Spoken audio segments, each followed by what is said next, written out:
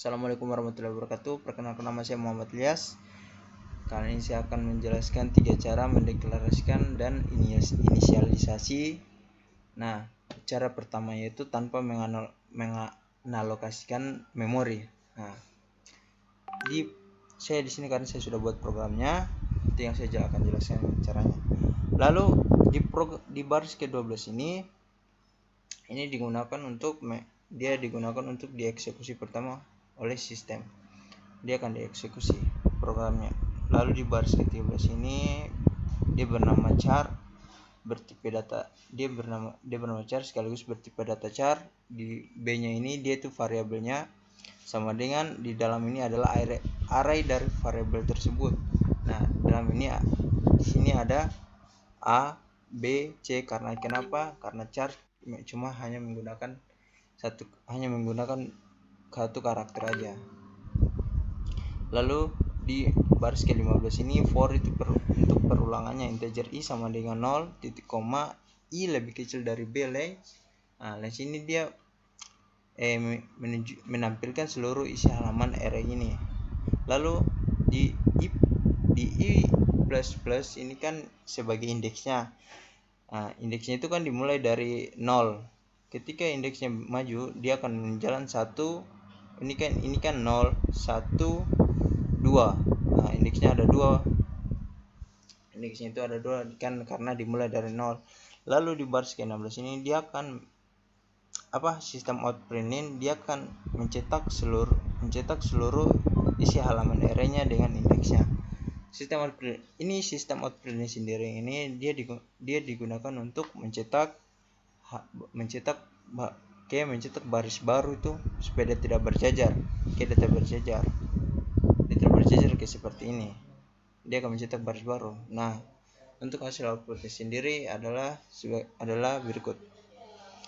Dia dimulai dari indeks 0 yaitu A, indeks 1 yaitu B, indeks 2 yaitu C.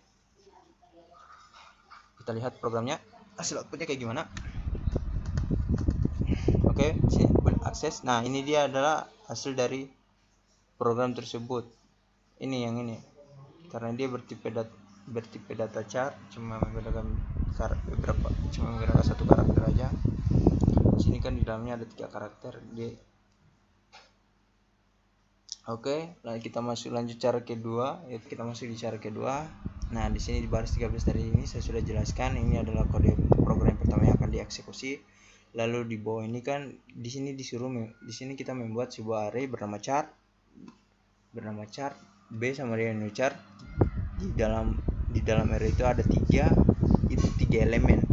Nah, elemen pertama itu adalah ini A, elemen kedua adalah B, elemen ketiga yang diisi adalah C. Nah, di bawahnya ini ada for perulangan integer i sama dengan 0, titik koma i lebih kecil dari b length. Nah, di b titik length ini adalah dia menampilkan seluruh isi dalam semua indeksnya. Nah, lalu di i++ ini dia digunakan untuk dia seperti bertambah. Nah, dia dimulai dari 0, berarti dari 0. Dia dimulai dari 0 yaitu A, B itu 1, B itu 1 sama dengan B2 sama dengan C. Kan dimulai dari 0. Lalu di bawahnya ini di sini dia sistem outprinting, ini semua dia akan menampilkan. Di sini sistemnya dia langsung mencetak seluruhnya, dia menampilkan langsung ke layar toh. Sistem outprinting itu dia menggunakan lagi baris baru. Nah, contohnya seperti ini. Contoh hasil outputnya seperti ini. Oke, kita tunggu aja.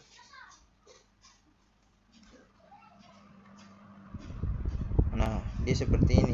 Dia di sini kan langsung menganalogasikan memorinya. Nah, di cara pertama itu tidak. Dia langsung kita tanpa menganalogasikan memorinya. Lalu kita masuk cara ketiganya. Nah, ini adalah cara ketiga mendeklarasikan array yang terpisah. Nah, ini kan sudah dijelaskan tadi toh. Nah, lanjut di bawahnya ini adalah mendeklarasikan array terpisah. Nah, di tipe data char yang bernama variabel b ini kan belum diisi, Nah, di B sama dengan new char ini. Dia ini B-nya itu inisialisasi sama dengan new char yang di dalam isi array ini adalah A, B, C. Lalu di bawah for ini perulangan integer i sama dengan 0, i titik koma i lebih kecil dari balance sama yang sudah saya jelaskan, menampilkan isi dalam semuanya. I plus plus itu adalah indeksnya sendiri yang akan mulai dari 0. Lalu sistem out print ini sudah dijelaskan tadi untuk menampilkan seluruh isi semua hasil output program tersebut. Lalu dia menambahkan baris baru. Nah, untuk hasil outputnya dia akan begini. Sabar. Oke. Ini kan dia terpisah deklarasinya, harusnya yang di atas.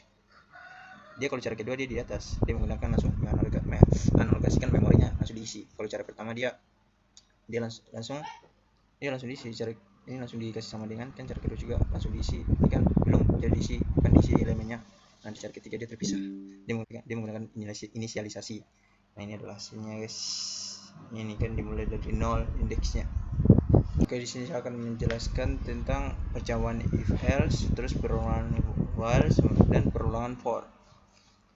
Lalu untuk percobaan if else di sini saya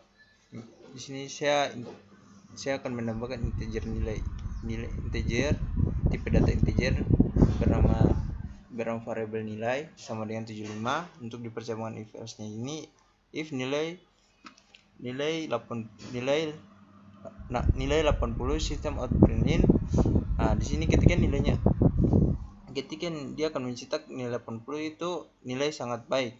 Lalu di percobaan if else di sini dia ketika nilainya sama dengan 60 dia akan mencetak lulus. Ketika di bawah 60 dia akan mencetak tidak lulus. Lalu di perulangan while ini di sini kita membuat integer i sama dengan 1, while-nya i lebih besar atau sama dengan 5, lalu di bawahnya dia akan mencetak while ke 5. Kenapa? Karena di sini ada i++. Dia akan mencetak dari while ke 1, terus dia akan berputar lagi while ke 2, terus dia akan mencetak lagi while ke 3. Nah, di perulangan for integer i. Di sini kan ini kan tipe datanya integer bervariabel j sama dengan 1, Nah, di sini adalah di j lebih besar dari 5, titik koma j plus plus. Nah, j plus plus ini nanti dia akan bertambah. Maksudnya bagaimana? Maksudnya j kan ini kan 1, dia akan bertambah ke 2, ke 3, ke 4. Nah, di sini dia akan mencetaknya. Yang ini yang sistem output ini dia akan menampilkan baris baru begitu. Dia akan menampilkan baris baru. Nah, for k ini for-nya, for k 1, for k 2, for k 3. Ini adalah hasil runningnya. Kita tunggu aja.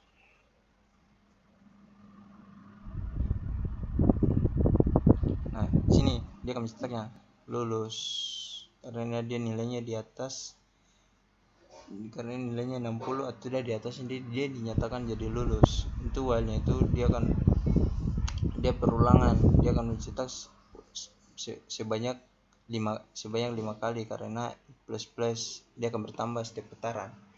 Sama halnya juga dengan ini perulangan for, dia akan mencetak sebanyak 5 kali. Oke, sekian itu saja. Mohon maaf bila ada salah, saya baru belajar untuk membagikan sebuah ilmu. Mohon maaf bila ada kata yang salah. Sekian, terima kasih.